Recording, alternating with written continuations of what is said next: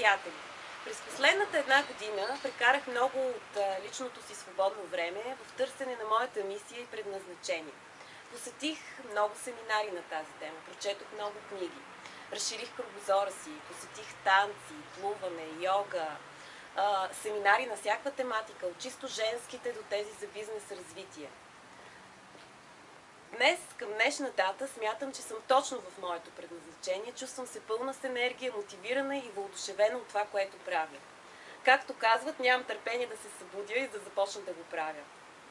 И за това, понеже напоследък много от моите приятели и клиенти ми задават въпроси относно мисията и предназначението, реших да синтезирам цялото това знание в един тренинг и за няколко часа в рамките на 5-6 прости и лесни стъпки да се опитам да предам това, което знам и да ориентирам тези хора как те да открият своето предназначение, това, което обичат да правят и как да направят план с конкретни стъпки да го реализират.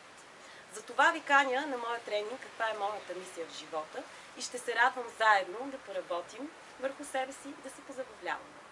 Заповядайте! Желая ви приятен ден!